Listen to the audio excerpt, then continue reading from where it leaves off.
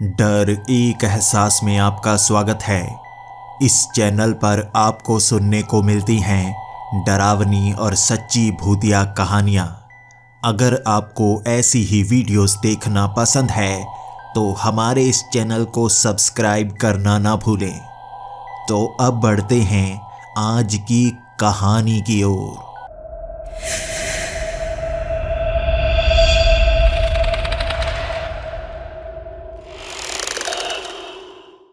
Hello दोस्तों, मेरा नाम जगदीश है और इससे ज़्यादा मैं आपको कुछ बताना नहीं चाहूँगा। आप पहले से जानते हैं मैं कहाँ पर काम करता हूँ और मैं क्या क्या और करता हूँ, लेकिन अब उस दुनिया से मेरा जैसे कोई वास्ता नहीं रहा है। मैं पहुँच चुका हूँ सपनों की दुनिया में। अपने दोस्त हेनरी को बचाने के लिए मुझे इस दुनिया में आना पड़ा, क्योंकि कोई और हर इंसान को सपनों में लाना चाहता है। उसके माथे पर एक तीसरी आंख उभर आती है और वो चला आता है सपनों की इस दुनिया में। वो चाहता है कि पूरी दुनिया में जितने भी इंसान हैं वो सपनों में पहुंच जाएं और यहाँ वो अपनी सल्तनत बनाना चाहता है। जेलिसा को उसने यही बताया था, लेकिन उसका असली मकसद कुछ और है।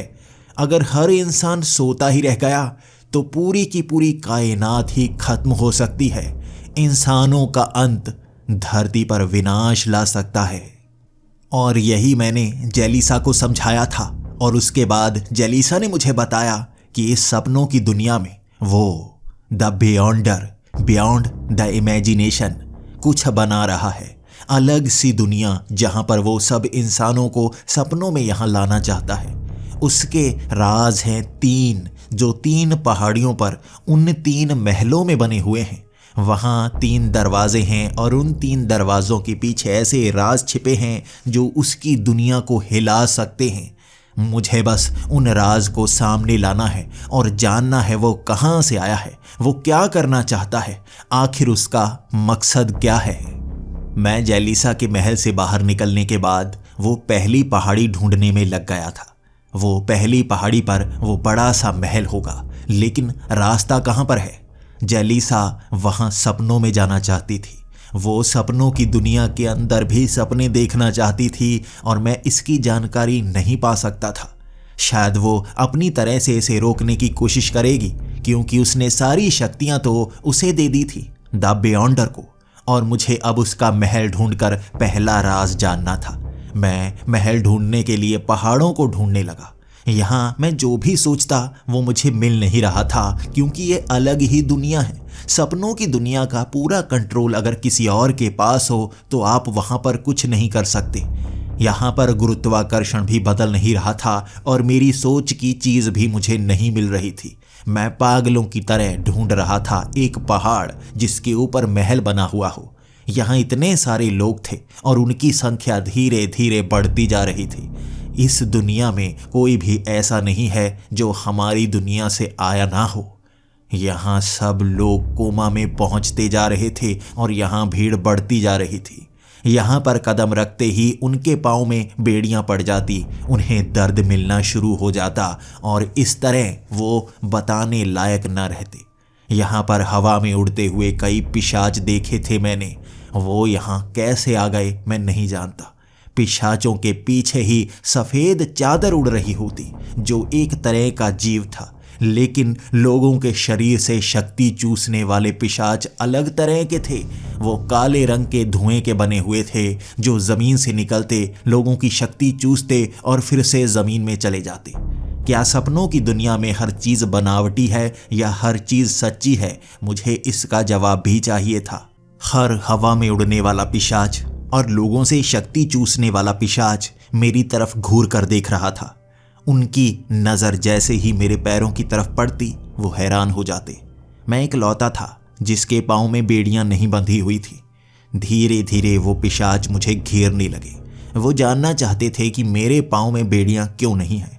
उनके सवालों के जवाब हर किसी को देने ही पड़ते थे। शायद इस दुनिया में ऐसे नियम बनाए गए थे।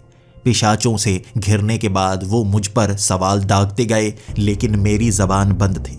मैं पूरी सच्चाई नहीं बता सकता था और इस सपनों की दुनिया में वो बियॉन्डर जय का हमशक्ल अब भी मेरे पास क्यों नहीं आया था, मुझे इसका जवाब भी चाहिए था।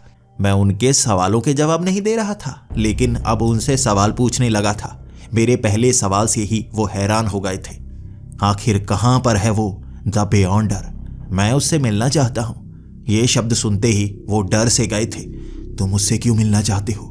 क्या तुम कुछ खास चाहते हो? तुम बेड़ियों से आज़ाद हो चुके हो। यहाँ कुछ समय के लिए सज़ा मिलती है और बेड़ियों में हर कोई बंधा रहता है। तुम बेड़ियों से आज़ाद हो चुके हो, इसका मतलब तुम सज़ा से आज़ाद हो चुके हो। इतनी जल्दी कैसे हो सकता है? मैंने तभी कह दिया, मैं उसका साथी हूँ, द बियॉन्डर का। मैं उसके पहले महल में जाना चाहता हूँ जहाँ पर दरवाज़ा है, मुझे ले चलो। मेरी ये बात सुनकर वो घबरा से गए और सब पीछे पीछे हटने लगे। कई तो वहाँ से जा चुके थे और कुछ अब भी वहाँ खड़े मुझ पर शक कर रहे थे।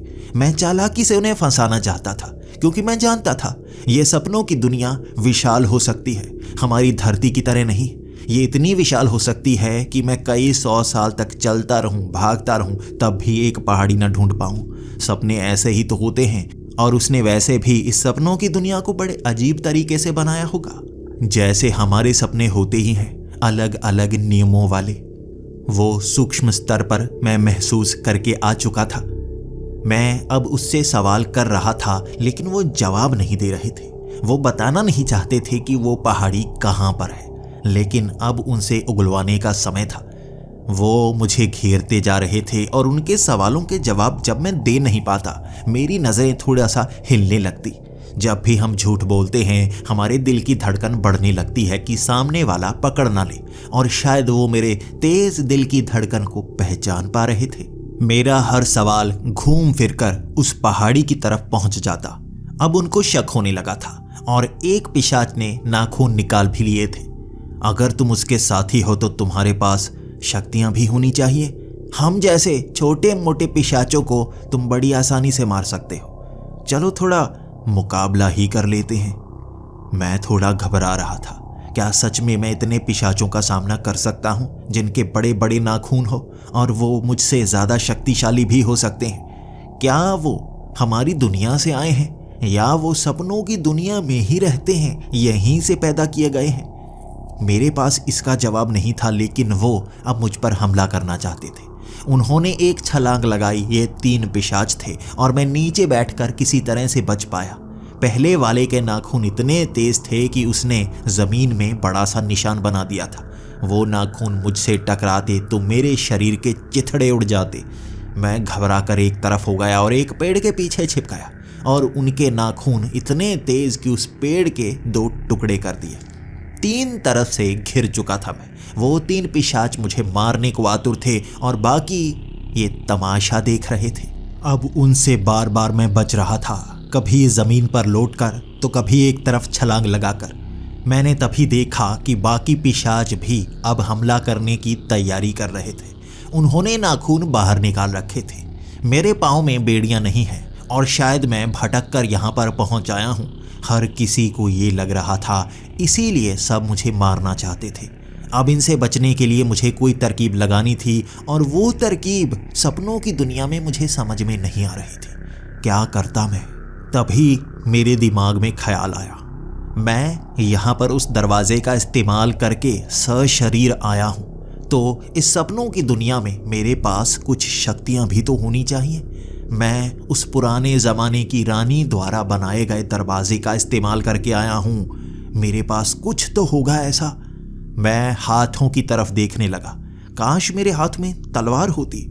मेरे हाथ में धुंधला धुंधला सा कुछ नज़र आ रहा था। जैसे जैसे मेरे मन को यकीन होता गया कि हाथ में तलवार है, वो तलवार अब साफ साफ दिखना शुरू हो गई। मैं ठान चुका था कि सच में हाथ में तलवार है मेरे, और मैं उसे घुमाता गया।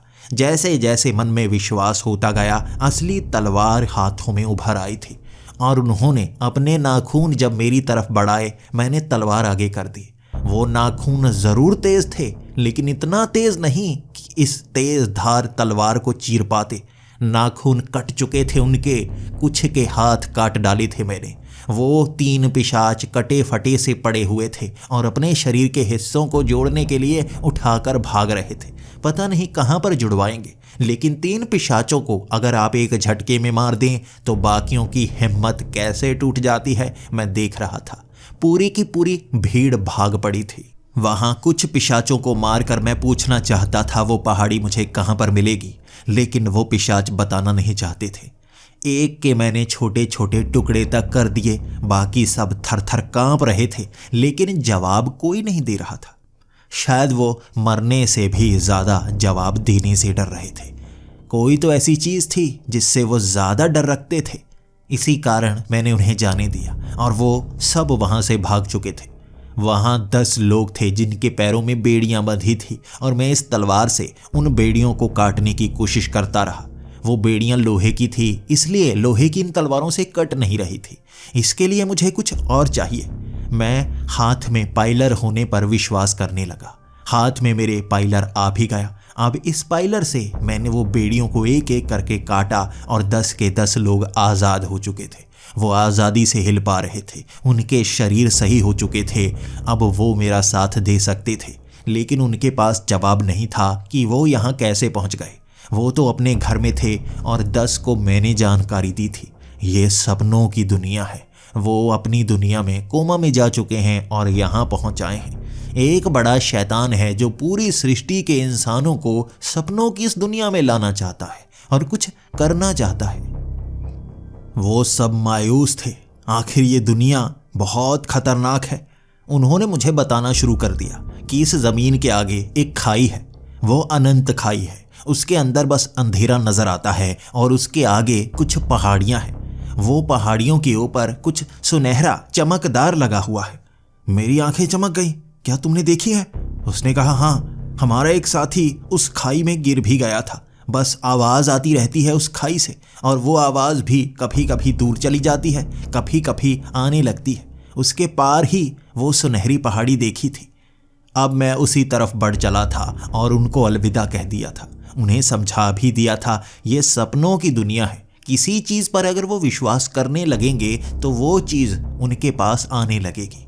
वो विश्वास करने लगे थे कुछ चीज़ों का और सपनों को खुद बनाने लगे थे। वो मैं अब सामने की तरफ चल पड़ा। चलते चलते आधे घंटे से भी ज़्यादा समय हो गया था, लेकिन वो खाई आ नहीं रही थी। दूर वाले वो पहाड़ दिख नहीं रहे थे। समतल रेगिस्तान था जो खत्म होने का नाम नहीं ले रहा था। तभी मैंने ख्याल किया, काश मेरे पास ऐसी गाड़ी होती जो रेत में चल सकती है। काश। सामने धुंधला धुंधला नजर आने लगा और मैंने विश्वास करना शुरू कर दिया। सपनों में वही होता है जो हम सोचते हैं और यहाँ पर मैं सशरीर था, इसलिए मेरे विचार यहाँ सपनों को बना रहे थे। उस गाड़ी में बैठते ही मैं रेत को चीरता हुआ आगे बढ़ने लगा। आगे मैं उस खाई को चाहता था और सच में मुझे दूर पहाड़ियाँ दिखने लगी थी। मैं गाड़ी को और तेज़ चलाता गया और तभी सामने वो खाई आ गई। मैंने गाड़ी की ब्रेक बड़ी ज़ोर से लगाई और सच में मेरी गाड़ी के आगे ऐसी खाई थी जो अनंत काल तक जा रही थी। नीचे इतनी गहरी, बस अंधेरा था। मैं नीचे से आवाज़ें सुन पा रहा था। ये एक आवाज़ नहीं, कई आवाज़ें थी। तभी मैंने ठाना, काश मेरे पास कोई ऐसा ग्लाइडर होता जिससे मैं उड़कर जा पाता। यह गाड़ी से पंख निकल सकते होंगे, इसके ऊपर पंखा भी निकल सकता होगा जैसे फिल्मों में होता है। सच में गाड़ी के पंख निकल आए थे और मशीन से घूमता हुआ ऊपर पंखा निकल आया। मैं उस गाड़ी को उड़ा पा रहा था। सपने जैसा मैं चाहता था बना सकता था, लेकिन इसकी भी एक सीमा थी। मैं इस सृष्टि को, इस सपनों की सृष्टि को बदल नहीं सकता था, सिर्फ चीज़ों को बदल सकता था। मैं उस ग्लाइडर को सीधा उस पहाड़ी के नीचे वाले तल तक पहुंचा सकता था, लेकिन मैं देखना चाहता था इस अंधेरे के कहां तक मैं पहुंच सकता हूं। मैंने ये ग्लाइडर नीचे की तरफ झुकाना शुरू कर दिया। अब मैं उस अंधेरी खाई में जा रहा था और मैंने गाड़ी की हेडलाइट जला रखी थी। ये चीखें कहां से आ रही हैं? मैंने वो खिड़कियों के कांच नीचे कर दिए। अब मैं आवाज़ें सुन रहा था। जैसे जैसे उस खाई के नीचे जाता रहा, आवाज़ें तेज़ होती रहीं और पहाड़ी बहुत ज़्यादा ऊंची थी। नीचे जाते वक्त मुझे अजीब अजीब से दृश्य दिख रहे थे। ऐसा लग रहा था जैसे इस काली चादर पर फिल्में चल रही हों। दृश्य बदल रहे थे। ये सपनों का निर्माण चल रहा था और वो इस अंधेरे से सपने निकल निकल कर सृष्टि में रच रहे थे। यहाँ पर उड़ते हुए कई इंसान देखे जो इस अंधेरे में तैरने की कोशिश कर रहे थे और ऊपर जाने की कोशिश कर रहे थे, ऊपर जा नहीं पा रहे थे। मैं गाड़ी उनके पास धीमी कर देता। ये गाड़ी थी या ग्लाइडर था वो देखकर हैरान हो जाते, लेकिन गाड़ी के अंदर 3 लोगों को बिठा लिया था। ये वो 3 लोग थे जो खाई में गिर चुके थे। अब उन्हें ग्लाइडर के सहारे उड़ाता हुआ मैं उस पहाड़ी के पास ले आया, उन्हें पहाड़ी के पास उतारा और वो खुद हैरान थे, खुद डरे हुए थे। ये पहाड़ी इकलौती टापू की तरह इस अंधेरी खाई के ऊपर टिकी हुई थी। यहाँ से न बाहर जाया जा सकता था, बाहर से न यहाँ आया जा सकता था। मैंने उन्हें वो ग्लाइडर दे दिया। वो ग्लाइडर उड़ाते हुए शायद दूसरी तरफ जाना चाहते होंगे। अब यहाँ पर मुझे एक खास काम था। वो काम ये था कि मैं उस पहले दरवाजे को खोलना चाहता था। सुनहरी महल बना रखा था, इतना सोना था यहाँ पर कि पूरी पहाड़ी के अंदर जरा भी मिट्टी को हाथ लगाओ तो नीचे सोने का बुरादा सा निकल आता था। इस पहाड़ी पर ऊपर चढ़ने का एक रास्ता बना हुआ था, लेकिन वो रास्ता बहुत ज़्यादा संकरा था। जैसे जैसे उन सीढ़ियों पर मैं चढ़ता जा रहा था, ऐसा लग रहा था जैसे वो महल और भी ऊंचा हो रहा हो। आधा महल बादलों से भी ज़्यादा ऊंचा था और इस महल के अंदर जाने का कोई दरवाज़ा दिख नहीं रहा था। जैसे जैसे मैं महल के करीब जाता गया, मुझे ये विशाल महल पहले से ज़्यादा बड़ा होता नज़र आता गया। मैं अब और नज़दीक नहीं जा सकता था, क्योंकि नज़दीक जाने के बाद महल बड़ा हो रहा था और मैं उस बुरादे से भी ज़्यादा छोटा होता जा रहा था। घास की नोक से भी ज़्यादा छोटा आकार मेरा हो रहा था। ज़रूर इस दुनिया में कुछ ना कुछ नियम बनाए गए हैं और इस पहाड़ी पर भी ऐसे नियम हैं कि जो भी महल के करीब जाएगा उसका आकार छोटा होता चला जाएगा। शायद कभी भी मैं चलते चलते इस महल को छू नहीं पाऊंगा। मेरा आकार इतना छोटा हो जाएगा कि शायद महल मुझे दिखना तक बंद हो जाए। कुछ समय कोशिश की थी मैंने। कभी मैं पीछे हटने लगता और उसका आकार छोटा होने लगता, फिर मैं आगे बढ़ने लगता, उसका आकार फिर से बड़ा होने लगता। आखिर मैं कैसे इस महल को छू सकता हूँ जो मेरी आंखों के सामने आकार बदल रहा हो। आंखों के सामने ही तो आकार बदल रहा है। अगर मैं आंखों को ही बंद कर लूँ तो यकीनन इस तक पहुँच सकता हूँ। मैं पूरी सीढ़ियाँ उतर चुका था और उस खाई के करीब पहुँचा। अब वो महल ज़्यादा बड़ा नहीं था, वो बादलों से नीचे ही था और साधारण ताज महल के आकार जितना ही महल रह चुका था सोने का। मैंने अपनी आंखें ढक ली और उन सीढ़ियों पर चढ़ने लगा। मैं धीरे धीरे सीढ़ियों पर चढ़ता जा रहा था और कुल 100 सीढ़ियाँ चढ़ी होंगी मैंने। उसके बाद एक बार देखने के लिए आंखों से वो हाथ हटाया। मैं उस महल के बहुत ज़्यादा करीब था, लेकिन आंखों से हाथ हटाने के बाद जब मैं 2-3 कदम बढ़ाने लगा, उसका आकार फिर से बड़ा होने लगा। मैं समझ गया था सही तरीका क्या है इस महल तक पहुंचने का। आंखों पर हाथ रखा मैंने और फिर से आगे बढ़ने लगा।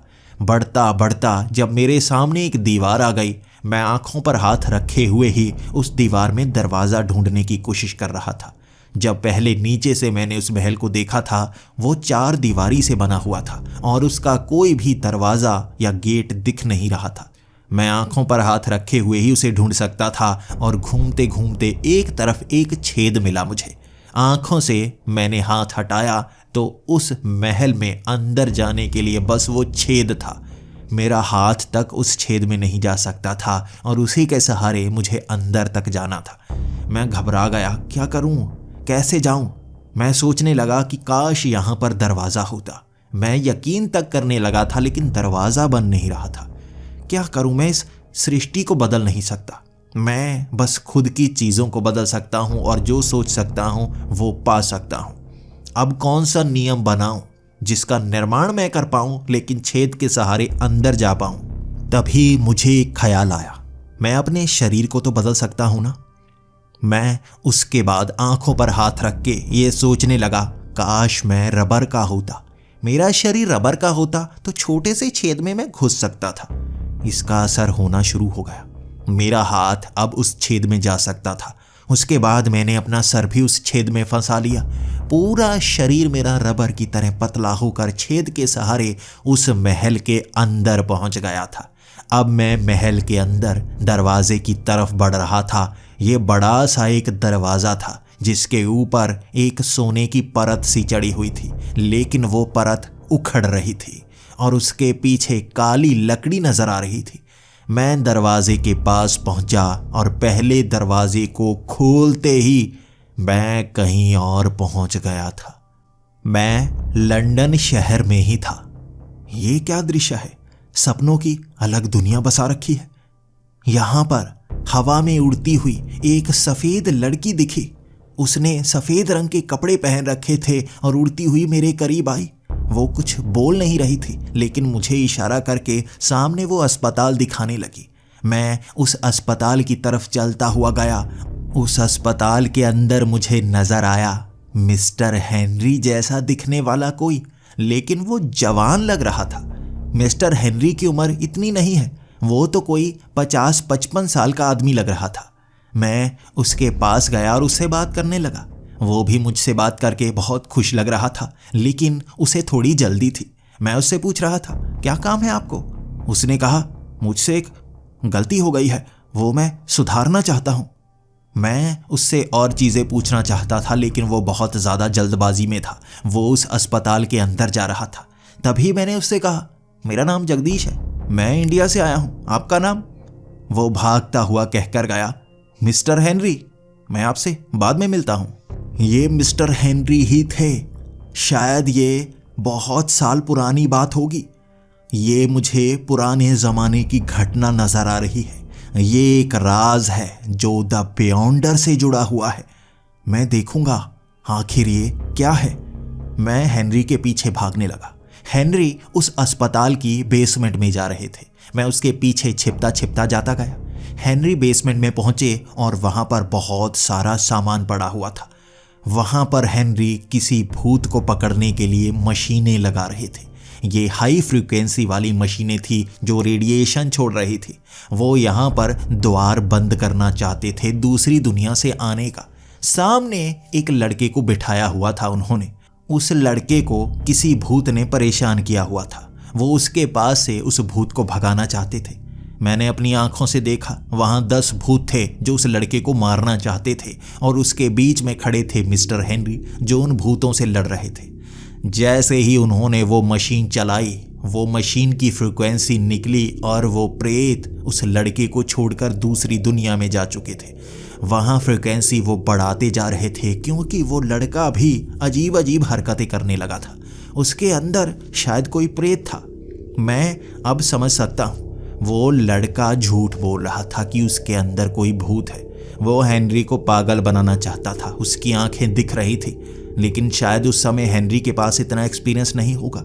वो मशीनें चलाते गए, फ्रीक्वेंसी बढ़ाते गए और वहाँ काले रंग का एक दरवाज़ा बना था। मैं घबरा गया था। अगर ऐसा दरवाज़ा बन जाए तो इससे कोई दूसरी दुनिया तक में जा सकता है और वो वहीं पर फंस भी सकता है। मैं हेनरी को कहना चाहता था, फ्रीक्वेंसी कम करो, इतनी फ्रीक्वेंसी से ज़्यादा हम बढ़ा नहीं सकते, ये खतरनाक हो सकता है। लेकिन मैं कैसे करता? क्या मैं इतिहास को बदल देता? क्योंकि मैं समय यात्रा करके नहीं आया था, सपनों की दुनिया में आया था राज जानने के लिए। इसीलिए मैं छिपा रहा, देखता रहा। वो लड़का झूठ बोल रहा था और उसने हेनरी पर हमला कर दिया। हेनरी का हाथ फ्रीक्वेंसी मीटर पर ही था। हमें उस बटन को थामे रखना होता है ताकि फ्रीक्वेंसी बढ़ती ना जाए। लेकिन वो लड़का हेनरी से झगड़ने लगा था और हेनरी की छाती पर बैठ गया था। वो लड़का हेनरी को मार रहा था और दूसरी तरफ मशीन की रेडिएशन बढ़ती जा रही थी। वो इतनी रेडिएशन बढ़ी कि वहां पर एक दरवाज़ा बन गया था। आधा दरवाज़ा तो नीचे था, आधा दरवाज़ा छत के ऊपर था। ऊपर से चीख की आवाज़ आई थी। मैं भागता भागता ऊपर गया। ज़रूर उस बियॉन्डर का राज ऊपर वाले कमरे में होगा जो इस बेसमेंट के बिल्कुल ऊपर है। उन सीढ़ियों को चढ़कर मैं उस कमरे के अंदर गया। जैसे ही मैं उस कमरे के अंदर पहुंचा था, वहां एक औरत प्रेग्नेंट थी और वो द्वार उसके पेट के पार था। यकीनन कोई होगा जिसका जन्म होने वाला हो, वो इस द्वार के पार चला जाए। तभी मैंने उस द्वार का धमाका सुना और वो बंद हो गया। वो औरत अभी प्रेग्नेंट थी। उसकी प्रेगनेंसी खराब नहीं हुई थी, क्योंकि अगर दरवाज़ा खुला हो तो वो दूसरी दुनिया में बच्चा जा सकता है, लेकिन ऐसा नहीं हुआ था। उसका पेट अब भी बाहर था, लेकिन डॉक्टर वहां पर आने लगे। उसकी डिलीवरी होने वाली थी और शायद कुछ समय बाद उसकी डिलीवरी हुई भी। वो बच्चा पैदा हो गया था और मैं वहां से निकल आया।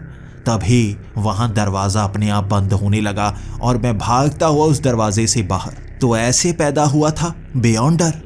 उस दरवाजे से शायद वो कोई भूत बनकर उस लड़के के साथ चिपक गया होगा। मैं उस दरवाजे के बंद होने से पहले पहले दोबारा जाकर देखना चाहता था, आखिर ये लड़का कौन है। मैं उस फाइल को खोलकर देखने लगा और उसमें जो 2 नाम लिखे हुए थे, जय के माता पिता का नाम। वो औरत जय की माँ थी और उसके साथ खड़ा वो आदमी जय का पिता। वो प्रेत इस तरह दूसरी दुनिया से आकर उससे चिपक गया होगा, लेकिन अब भी वो क्यों चिपका हुआ है, इसका जवाब मेरे पास नहीं था। इसमें गलती थी हेनरी की, लेकिन पूरी गलती भी नहीं थी। उस लड़के ने हेनरी को शायद भटकाया था, हेनरी से गलती करवाई थी। और वो 10 प्रेत, मुझे उसका राज भी जानना होगा। लेकिन वो दरवाज़ा बंद होने की कगार पर था और मैं उससे बाहर आ गया। उस दरवाजे से बाहर आते ही वो दरवाज़ा ढहकर गिरने लगा, नीचे की तरफ जाने लगा। पूरा महल ढहने लगा था और मुझे इससे बाहर निकलना था। वो टूटी हुई दीवार से मैं बाहर आ गया था और पूरा महल नीचे की तरफ जाता गया। वो पूरी पहाड़ी नीचे खाई में जाने लगी थी और मैं तभी सोचने लगा, काश मेरे पास एक जेट पैक होता तो मैं उड़ता हुआ दूसरी तरफ चला जाता। मुझे भरोसा करना था, लेकिन मुझे चिंता बहुत हो रही थी। पूरी पहाड़ी नीचे की तरफ जाती जा रही थी और खाई में गिरती जा रही थी। मैं यकीन करना चाहता था, लेकिन जब हमें डर लगने लगता है तो यकीन भी दूर चला जाता है। लेकिन किसी तरह मैं अपने कंधे पर जेट पैक सोच पाया और उसी के सहारे उड़ता हुआ दूसरी दिशा में चला गया। मैं दूसरी पहाड़ी पर था और वहाँ वो पहाड़ी बहुत बड़ी थी, लेकिन उसकी चोटी पर वो महल छोटा सा था। अब यहाँ बैठकर मैं सोच रहा था, आखिर पहले राज से क्या पता चला। हेनरी की यह गलती थी कि उस लड़के ने उस मशीन की रेडिएशन बढ़ने दी, जिससे दूसरी दुनिया का दरवाज़ा खुला और जय के साथ वो भूत शायद ऐसे चिपक गया होगा। तो इसमें हेनरी की पूरी गलती नहीं है। वो भूत हेनरी को इस तरह से क्यों परेशान कर रहा है, उससे बदला क्यों लेना चाहता है। अगर भूत की नज़र से देखूं तो हेनरी ने तो उस दुनिया से भूत को इस दुनिया में लाया है, तो वो क्यों हेनरी को मारना चाहता है। और भी कई सवाल थे जिसके जवाब मुझे ढूंढने थे और शायद ये दूसरा दरवाज़ा मुझे उस जवाब को सामने ला कर देता। लेकिन पहले राज के जानने के बाद यहाँ तबाही सी आ चुकी थी। बादल पहले कभी गरज नहीं रहे थे, लेकिन अब हर तरफ काले रंग के बादल और कड़कती हुई बिजली मैं देख पा रहा था। दूर उस जमीन पर बिल्डिंग के ऊपर कड़कती बिजली पड़ रही थी। वो इमारतें ढहकर गिर रही थी। सपने ढहना शुरू हो गए थे। सपनों की दुनिया बर्बाद होना शुरू हो गई थी। ये सपनों की दुनिया 3 राज पर टिकी हुई थी और पहले राज का पर्दाफाश हो चुका था। मैं अब दूसरी पहाड़ी के ऊपर चढ़ने लगा। अब तक मुझे ये समझ में नहीं आया कि बियॉन्डर जो इस दुनिया में रचना कर रहा है, मुझे रोकने के लिए अब तक वो आ क्यों नहीं रहा। कौन सा खास काम है जो उसे पहले करना है। यह सोचता हुआ मैं उस पहाड़ी के बिल्कुल ऊपर की तरफ जा रहा था। लेकिन यहाँ पर उस महल की सुरक्षा करने के लिए अजीब अजीब सी चीज़ें थीं। ये दानव थे बड़े बड़े आकार के, जिनके शरीर लोहे के बने हुए थे, चमकदार धातु जैसे शरीर, और वो बड़ी मुश्किल से मुड़ पा रहे थे, लेकिन उस महल की वो सुरक्षा कर रहे थे। इस पहाड़ी पर मैं थोड़ा सा ही चढ़ पाया था और एक पेड़ के पीछे छिपा हुआ था। तभी जैसे उनमें से किसी एक ने मुझे देख लिया। वो तेज़ी से भागकर मेरी तरफ आने लगा और उस पेड़ को ही वो उड़ाना चाहता था। मैंने छलांग तो लगा दी, लेकिन उसने वो पूरा का पूरा पहाड़ ही उखाड़ फेंका था। मैं बचकर एक तरफ भागने लगा और वो मेरा पीछा करने लगा। धातु से बने हुए किसी जानवर को आप कैसे हरा सकते हैं। आपको एक सोच चाहिए। यहाँ जो मैं सोचूं वो अपने हाथ में ले सकता हूँ, लेकिन धातु को हराने के लिए क्या किया जा सकता है मैं जान नहीं सकता था। वो मुझ पर घातक हमले कर रहा था। धातु यानी कि लोहे का बना हुआ इंसान मुक्का ज़मीन में मारता तो खड्डा हो जाता। वो एक मुक्का मुझे मारेगा और मैं खत्म हो जाऊंगा, या मरने पर क्या होगा मैं नहीं जानता, लेकिन वो मुझे मार सकता है ये मैं जानता था। मैं भागता रहा, पेड़ों के पीछे छिपता रहा और उसने अपने और साथी भी बुलाने शुरू कर दिए थे। 3 साथी थे जो मुझे एक गुफा के पास घेर चुके थे। मैं छोटे से छेद के अंदर रबर बनकर घुस तो चुका था, लेकिन वो उस गुफा को तोड़ रहे थे, छेद बड़ा कर रहे थे। जो भी करना था मुझे अभी करना था। क्या करूं मैं, क्या करूं? अगर एक धातु से बना हुआ इंसान हो तो उसे कैसे रोका जा सकता है? क्या हो सकती है उसकी कमजोरी? धातु को काटने वाली क्या चीज होती है? क्या मैं हीरे का कोई हथियार ले आऊं? हीरे से क्या ये धातु कट जाएगी? नहीं, इनका वजन ज्यादा है, कटने से पहले ये मुझ पर हमला कर देंगे। कुछ और करना होगा। तभी मेरे दिमाग में ख्याल आया, काश मेरे पास कोई ऐसी रेत होती कि उसे मैं बिखेरता और धातु पर जंग लग जाता। एक लोहा जंग से ही तो डरता है। जंग के कारण वो भुरना शुरू हो जाता है और धीरे धीरे वो भी जैसे मिट्टी सा बन जाता है। काश मेरे हाथ में ऐसी रेत होती जैसी मैंने फिल्मों में देखी है, जिससे छोटे छोटे जंग के कण धातु को कुछ ही सेकंड में खा जाते हैं। हाथ में मेरे रेत थी और सामने धातु वाले वो 3 दानव। उन्होंने उस गुफा को बड़ा जरूर कर दिया था, लेकिन अब मैं घिर चुका था। आस बस इस रेत पर थी और इस रेत को मैंने उन पर बिखेर दिया। वो पहले तो हंस रहे थे, लेकिन जैसे जैसे उनका रंग बदलने लगा मैं समझ गया क्या हो रहा है। चमकदार धातु अब फीके रंग की धातु बन गई थी। उनके शरीर से जंग झड़ने लगा था। वो बड़े आकार के दानव धीरे धीरे घिसते घिसते छोटे से हो गए थे। वो प्यादे के आकार के हो गए थे और अब भी घिसे जा रहे थे। उन्हें जंग लग चुका था और एक लोहे को जंग ही तो खत्म कर सकता है। कुछ ही सेकंड में वो खत्म हो गए और मैं वैसी ही रेत लेकर बाहर की तरफ भागा। उन सीढ़ियों पर चढ़ रहा था और धातु के वो दानव हमला करते उससे पहले ही मैं रेत बिखेर देता। उसे छूते ही उन्हें जंग लगना शुरू हो जाता और डर कर बाकी धातु के दानव मुझसे दूर जाने लगे थे। वो समझ गए थे मैं वो हूं जो उन सब को खत्म कर सकता है। अब मैं चलता चलता उस महल के करीब जा रहा था और उस महल के पास पहुंचते ही मैं घबरा गया। इस महल का आकार सिर्फ 1 फुट का था। उस 1 फुट के महल के अंदर छोटा सा दरवाजा बना हुआ होगा, लेकिन मैं इतने बड़े आकार में इस छोटे से महल के अंदर कैसे जा पाऊंगा? भले ही मैं शरीर रबर का बना लूं, लेकिन आकार तो मेरा बड़ा ही रहेगा। इसके लिए मुझे महल बड़ा करना होगा। क्या मैं ये कर सकता हूं? बहुत समय मैं विश्वास करता रहा कि महल बड़ा है, लेकिन महल बड़े आकार का हुआ ही नहीं। अब ये नई दिक्कत आ गई थी जो मुझे परेशान कर रही थी। महल के अंदर दरवाज़ा खोलना है और उसके पार जाना है, लेकिन इतना छोटा दरवाज़ा, वो भी इतने छोटे महल के अंदर। क्या करूं मैं, कैसे करूं मैं? 10 मिनट हो गए थे और मैं वहां पर सोचता रह गया था। उसने ऐसी पहाड़ियां बनाई हैं ताकि कोई भी यहां पर पहुंच ना पाए। पहला बड़ी सी खाई के बाद आने वाला पहाड़, जो जितना करीब जाओ उतना दूर चला जाता है, उसे तो मैंने पार कर लिया। इसे भी ऐसे बनाया गया है कि कोई भी इंसान यहां तक ना आ पाए, कोई भी सपनों में आया हुआ इंसान। मैं तो सशरीर हूं ना, मैं कुछ कर सकता हूं। क्या करूं? 10 से 20 मिनट वहां पर सोचता रहा, मैं सोचता रहा क्या कर सकता हूं। और उसके बाद एक ही ख्याल आया, आकार छोटा करने वाली मशीन।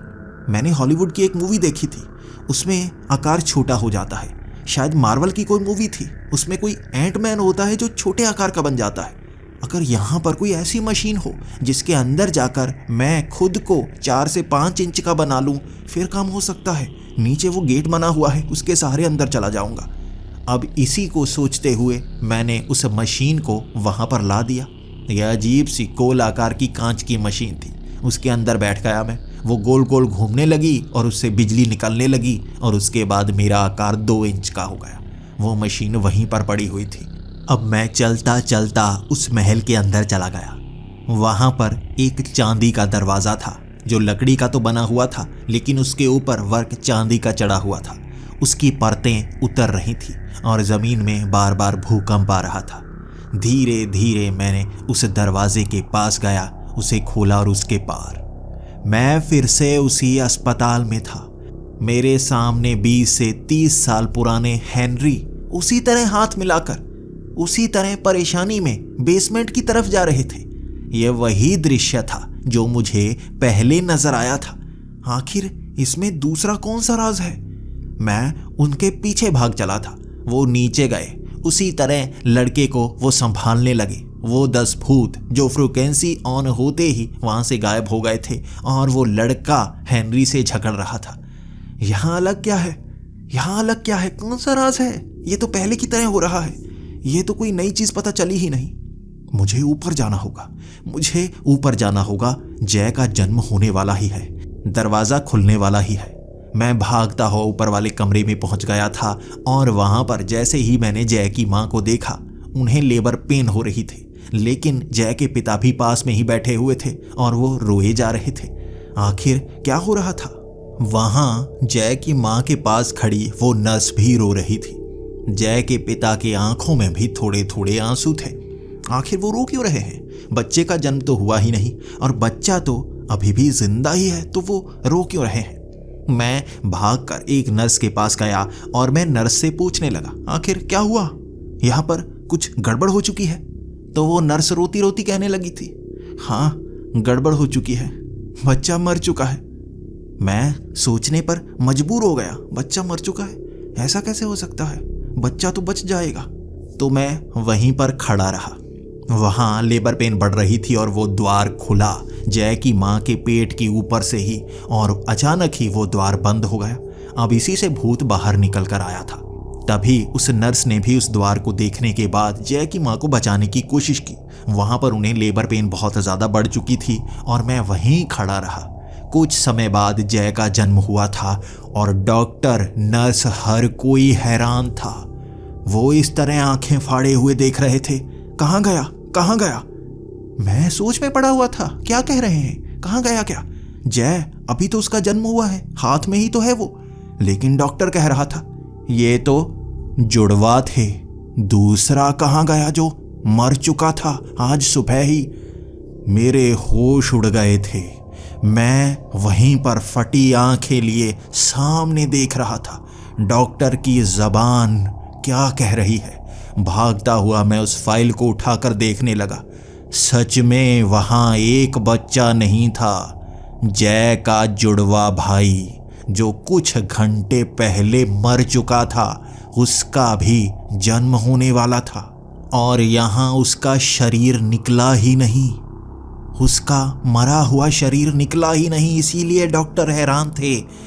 अब जान पाया मैं, यहाँ कोई भूत नहीं था जो इस दुनिया में आया था, जो जय के साथ चिपका था। ये जय का भाई था जो मर चुका था, लेकिन द्वार खुलने के कारण उसका शरीर दूसरी दुनिया में चला गया। उसका शरीर दूसरी दुनिया में चला गया और वहां साधारण मौत नहीं होती, इसलिए वो बच गया। ना भूख लगती है, ना प्यास लगती है, आपका शरीर जिंदा ही रहता है, इसी कारण वो बच गया होगा, जय का भाई। और वहाँ उसके पिता ने पहले ही कहना शुरू कर दिया था, जय बच गया, विजय मारा गया। इन्होंने पहले ही नाम भी रखे हुए थे। अब मैं असली नाम भी जान गया था उस भूत का जो जिंदा था। वो कोई असली भूत नहीं है, अपने शरीर के साथ दूसरी दुनिया में बचा हुआ था वो। यही कारण था कि जय हमेशा से परेशान रहा कि कोई भूत उसे परेशान करता है। ये उसका जुड़वा भाई था जो उसी के साथ था, इसीलिए वो थोड़ा सा इस दुनिया में आ सकता था। जुड़वा भाइयों के रिश्ते ऐसे ही होते हैं, शरीर अलग होता है लेकिन आत्मा जुड़ी हुई होती है। इस आत्मा के सहारे वो विजय इस दुनिया में आता था और शायद अब पूरा का पूरा अस्पताल हिलने लगा था। यहाँ पर भूकंप आने लगा था और ये दरारें जमीन में आ रही थी। हर कोई उस दरारों में गिरता जा रहा था, ढहता गया वो पूरा अस्पताल और मुझे उस दरवाजे से बाहर आना था। भागता हुआ मैं उस दरवाजे की तरफ गया। वहाँ पूरा का पूरा अस्पताल जमीन दोज हो गया और मैं उस दरवाजे से बाहर आते ही मेरा आकार बड़ा हो चुका था। मुझे मशीन की ज़रूरत नहीं पड़ी, लेकिन वो महल अपने आप ढहता गया। सोने का बना महल जब ढह रहा था, वो परत थी सोने की जो उसके ऊपर चढ़ी थी, बाकी वो अंदर से काले कोयले का बना हुआ था। वो पूरा का पूरा पहाड़ ही नीचे खाई के अंदर जाता गया। मैं अब बचने के लिए फिर से सोचने लगा था, काश मेरे पास एक जेट पैक होता और उसी के सहारे मैं उड़कर अब तीसरी पहाड़ी की तरफ जा रहा था। तीसरी पहाड़ी पर पहुंचकर मैं सोचने लगा, आखिर ये इतने बड़े बड़े राज खुल रहे हैं, तीसरा राज क्या होने वाला है? वो जय विजय जुड़वा भाई, इसीलिए पूरी सृष्टि पर विनाश आया हुआ है। लेकिन एक ऐसा बच्चा जो दूसरी दुनिया में पैदा हुआ, जिंदा बचा, वहीं पर पला बड़ा, उसकी सोच दूसरी दुनिया की ही है, वो सशरीर होगा अब भी। आखिर वो क्या करना चाहता है? अब आखिरी राज शायद इस दरवाजे के पीछे आने वाला था। संगमरमर का बना हुआ महल ये विशाल आकार का था और यहाँ सीढ़ियाँ सुनहरी थी, पौधे सुनहरी थे, किसी स्वर्ग से कम नहीं थी ये पहाड़ी। इस पहाड़ी की सीढ़ियाँ बड़ी आसानी से चढ़ी जा रही थी। धीरे धीरे चढ़ता हुआ मैं उस महल के पास पहुँच गया, लेकिन मुझे घबराहट हो रही थी। यहाँ इसकी सुरक्षा करने के लिए किसी को रखा नहीं है, जबकि ये तीसरी पहाड़ी है, तीसरा बड़ा महल और सबसे बड़ा राज। इसकी सुरक्षा कौन कर रहा है? कोई भी नहीं है यहाँ पर। मैं थोड़ा थोड़ा डर रहा था। जैसे ही मैंने उस महल की पहली सीढ़ी पर पैर रखा, मैं बहुत पीछे पहुंच गया था। मैं उस संगमरमर की सीढ़ी के समेत ही बहुत दूर, वो इस दुनिया में बने हुए बुर्ज खलीफा के बिल्कुल शिखर पर था। अब इसके बाद पैर कहाँ पर रखूं? मैं तो नीचे गिर जाऊंगा। मैं वहां सोचकर जेट पैक के सहारे नीचे तक पहुंच पाया। वो सीढ़ी अब भी बुर्ज खलीफा के शिखर पर थी। मुझे फिर से बहुत लंबा सफ़र तय करके उस पहाड़ी तक पहुंचना पड़ा। फिर से मैं उस महल के करीब गया और अब ऊपर चढ़ने के लिए फिर से महल की दूसरी सीढ़ी पर पैर रखना था। मैंने दूसरी सीढ़ी पर पैर रखा और मैं इस पहाड़ी के बिल्कुल नीचे वाले छोर पर पहुंच गया। मैं अब फिर से चलकर ऊपर महल तक गया। यहाँ अपने आप ऐसा दृश्य बनाया गया है कि जब भी मैं एक सीढ़ी पर पैर रखूंगा, यहाँ से दूर पहुँच जाऊंगा। और मैं फिर से एक और सीढ़ी पर पैर रख रहा था तो मैं उस खाई के अंदर गिरना शुरू हो गया।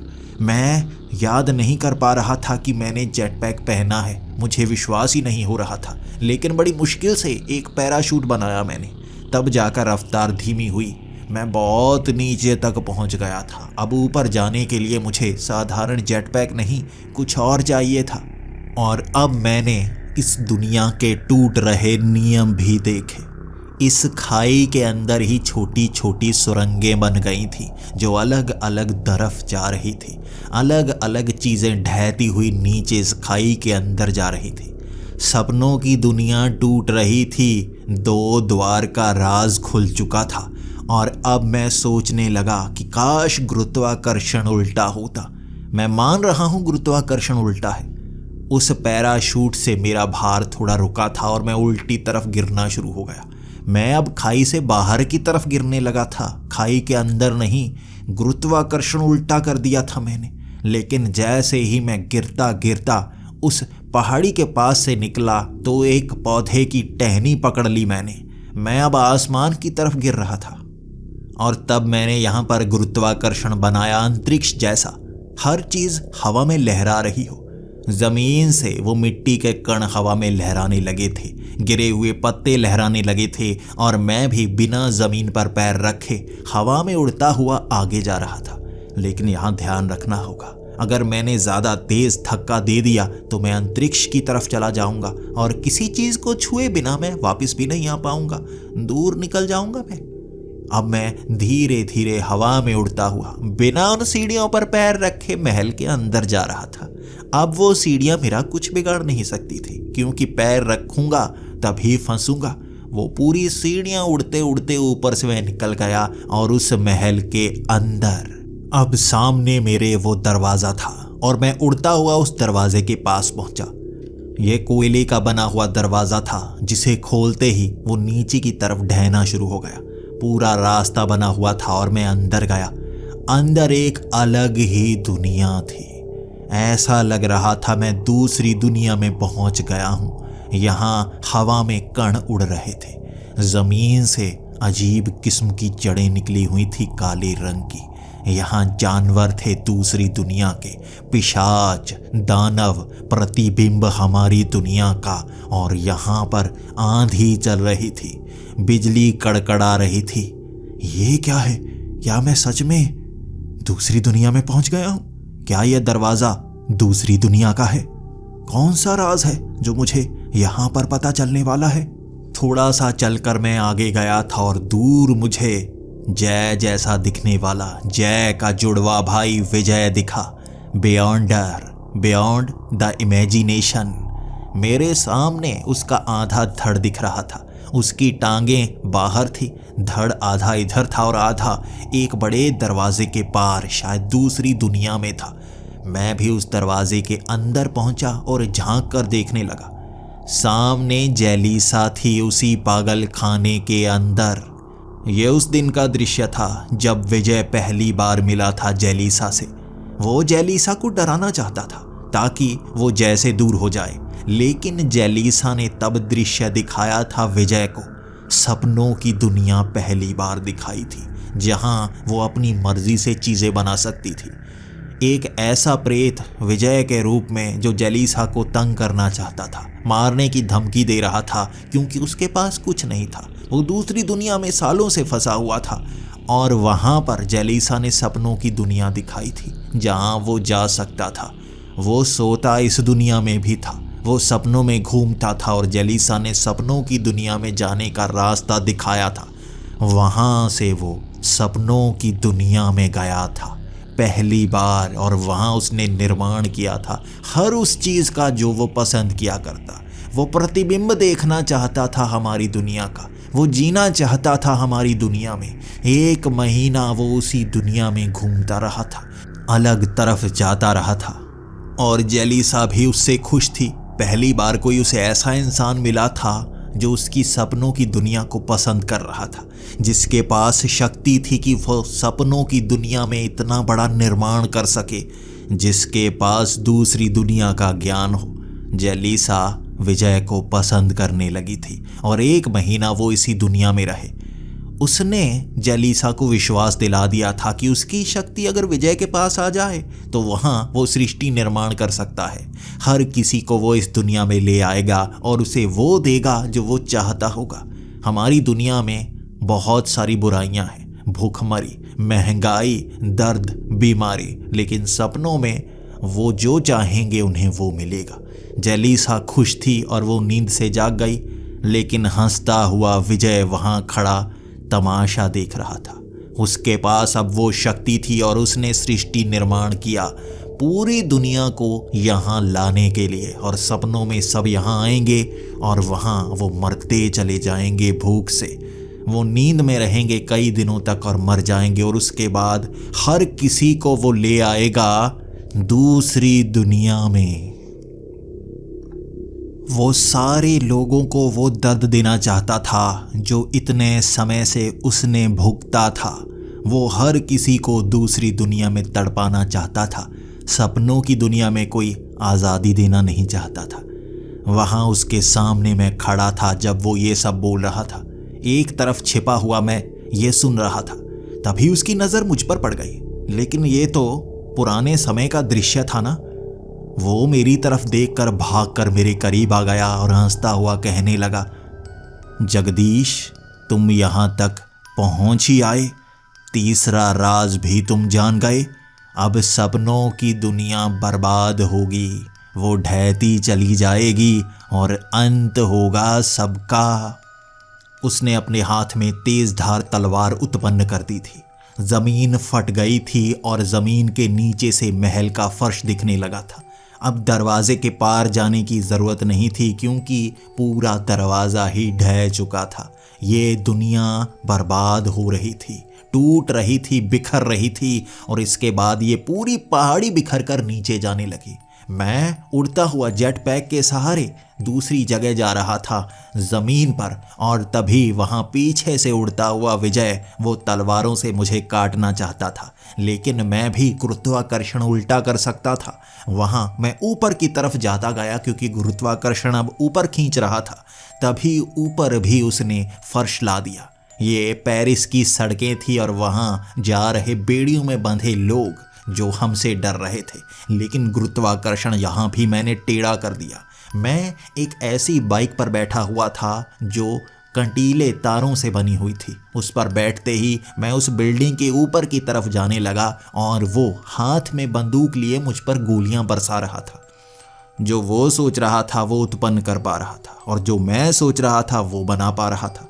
वहाँ बड़े बड़े धूमकेतु उड़ते हुए यहाँ धरती पर गिरने लगे थे और नीचे टुकड़े टुकड़े हो रही थी वो सृष्टि इन 3 राज पर टिकी थी जो दिमाग के अंदर थे विजय के, और उसका दिमाग अब इन राज को संभाल नहीं पाया था। वो खत्म हो गए थे, इसलिए सपनों की सृष्टि भी खत्म हो रही थी। टूटते हुए आसमान से धूमकेतु इस सृष्टि के अंत की तरफ इशारा कर रहे थे और उससे बचने की कोशिशों में मैं लगा हुआ था। कभी उस बिल्डिंग के कमरे में पहुंच जाता और वहां पर विजय भी गोलियों से भूनने की मुझे कोशिश करता और मैं बार बार गुरुत्वाकर्षण बदल देता। कभी हम छत पर लड़ रहे होते तो कभी एक दीवार की तरफ। दीवार की खिड़की से उसने मुझे बाहर फेंक दिया था और मैं गुरुत्वाकर्षण के कारण खींचता हुआ सड़क पर घिसटता हुआ एक दिशा में जा रहा था। हर कोई वहां उस सड़क पर खड़ा था और मैं नीचे की तरफ खींच रहा था। तभी एक गटर आया जिस पर उंगलियां फंसाकर मैं रुक पाया और तब गुरुत्वाकर्षण सीधा किया मैंने और खड़ा होकर वहां से आगे निकलने लगा। मेरी जेब में वो पत्थर का छोटा सा टुकड़ा था जिसका इस्तेमाल करके मैं बाहर अपनी दुनिया में आ सकता था, लेकिन बिना हेनरी को लिए नहीं। कैसे उनकी वो तीसरी आंख हटेगी, कैसे ये सब लोग यहाँ से आज़ाद होंगे, ये मुझे पता नहीं था। लेकिन मैं जानता था कौन ऐसा कर सकता है। जब 3 राज खुल ही चुके हैं तो ये सपनों की दुनिया बर्बाद होकर रहेगी। मैं जेलिसा के महल की तरफ उड़ता हुआ जा रहा था और अब मैं जान गया था सिर्फ गुरुत्वाकर्षण के नियम ही नहीं, स्पेस और टाइम के नियमों को भी मैं सपनों में बदल सकता था। मैं किसी सुपर हीरो की तरह उड़ता हुआ जा रहा था और मेरे पीछे विजय भी मुझे पकड़ने के लिए हाथ में धूमकेतु जैसे पकड़कर मार रहा था और मैं उससे बचता हुआ सीधा उस महल में जा गिरा। मेरे महल में गिरने से जो धमाका हुआ उससे वो महल उड़ चुका था और जेलिसा अपनी कुर्सी पर बैठी मेरी आंखों की तरफ गुस्से में देख रही थी। ये क्या किया, बड़ी मुश्किल से बनाया था। और मैंने भी कह दिया, जब 3 राज खुल ही चुके हैं तो सच्चाई तुम जान गई हो। ये दुनिया असली नहीं है, सपनों की दुनिया असली नहीं है। इसे बनाया इसलिए जा रहा है ताकि इंसानों को खत्म किया जा सके, वो दूसरी दुनिया में कैद किया जा सके, सृष्टि का अंत किया जा सके जैसे इसने भुगती है वो सज़ा उस दुनिया में। यहाँ पर धरती बिखरने लगी थी, अंतरिक्ष में हर चीज़ उड़ने लगी थी जैसे धरती खुल गई हो। हर कण अलग होने लगा था और ये हर चीज़ का अंत था। यहाँ हर कोई मर सकता है क्योंकि गुरुत्वाकर्षण भी खत्म होता जा रहा था। हमारा वज़न कम होता जा रहा था और मैंने जेलिसा से कहा था, तुम्हें ये रोकना होगा, तुम्हें सपनों की दुनिया का अंत करना होगा। और जेलिसा रो रही थी, बड़ी मुश्किल से बनाई है मैंने, बड़ी मुश्किल से। कभी मेरे पास अपनी दुनिया नहीं थी, कोई मेरा अपना नहीं था। इसके साथ मिलकर मैंने ये दुनिया बनाई है और अब इसको मैं ख़त्म नहीं कर सकती। दूसरी तरफ विजय भी कह रहा था, ज़रूरत भी नहीं है, ये ख़त्म नहीं होगी। भले ही वो राज खुल चुके हों लेकिन हम दोबारा नई दुनिया बना सकते हैं। सब लोग यहाँ होंगे, हमें सब कुछ मिलेगा। मैं जेलिसा को समझा रहा था और वो बहका रहा था। और तब जाकर जेलिसा की आंखें खुली थी। उसने अपनी सारी शक्ति विजय से छीन ली थी और रोती रोती सपनों से बाहर उड़कर चली गई। हमारे शरीर के अंश भी अलग होने लगे थे, हम कण के रूप में बनने लगे थे। और तब वो हंसता हुआ विजय भी वहां से गायब हो गया। हर इंसान वहां से गायब हो चुका था। शायद उनकी नींद खुल गई होगी और वो कोमा से बाहर आ गए होंगे, लेकिन मैं तो सशरीर था। मुझे जल्दी से बाहर निकलना होगा। वहां बड़े बड़े धूमकेतु अंतरिक्ष से आ रहे थे जो शायद मुझे भी जला सकते थे। जेब से निकालकर वो पत्थर का आकार मैंने बड़ा किया और जल्दी से उस पर लेटा। आंखें बंद करने ही वाला था बड़ा धूमकेतु जो शायद चांद के आकार का था, बहुत करीब था। तभी मेरी आंख खुली और मैं इजिप्ट के उसी मंदिर के अंदर था। मेरे सामने विक्टर महाजन मुझे अजीब सी नज़र से देख रहा था। वापस आ गए? अभी तो गए थे, अभी इतनी जल्दी वापस आ गए? अभी तो मैंने उसे पकड़ा था, बड़ी मुश्किल से 10 ही सेकंड हुए होंगे, अभी छूटा वो। और मैं हंसता हंसता बहुत ज़्यादा थका हुआ था और कहने लगा, बच गए, बच गए।